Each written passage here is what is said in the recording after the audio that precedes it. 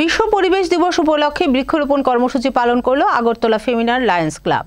এদিন সংগঠনের পক্ষ থেকে পৃথিবীর উষ্ণায়ন রোধ করার জন্য সবাইকে এগিয়ে এসে বৃক্ষরোপণ করার আহ্বান রাখা হয়।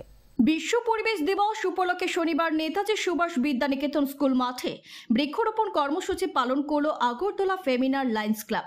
প্রতি বছরই সংস্থার পক্ষ থেকে এই দিনটিকে সামনে রেখে বৃক্ষরোপণ কর্মসূচি পালন করা হয়। তাই এই বছর নেতাজি সুভাষ বিদ্যালয়ের মাঠের চারপাশে তারা বৃক্ষরোপণ করেন। বিশ্ব উষ্ণায়ন থেকে পৃথিবীকে রক্ষা করতে হলে বৃক্ষরোপণই একমাত্র উপায়। এর জন্য সবার প্রতি বৃক্ষরোপণের আহ্বান রাখেন প্রতিনিধিরা। অনুষ্ঠান চলাকালীন এই কর্মসূচি সম্পর্কে বিস্তারিত তুলে ধরেন সম্পাদক লায়ন পায়েল সাহা। আমরা Lions club of Agartala Femina পক্ষ থেকে আজকে ওয়ার্ল্ড এনভায়রনমেন্ট ডে উপলক্ষে আজকে এখানে ট্রি প্ল্যান্টেশনের একটা প্রোগ্রামের আয়োজন করেছি। আমরা প্রত্যেক বছরই কোনো না কোনো জায়গায় এই প্রোগ্রামটা করে থাকি।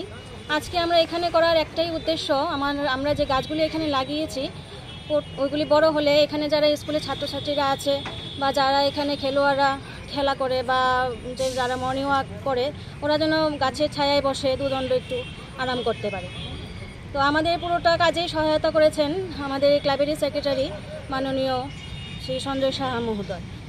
তো আমরা প্রত্যেক বছরই এটা করে থাকি আর কি। আমাদের লায়ন্স ক্লাব আগরতলা ফেমিনার আসলে অনেকগুলো আমরা সার্ভিস করি, 6-7টা সার্ভিস করি।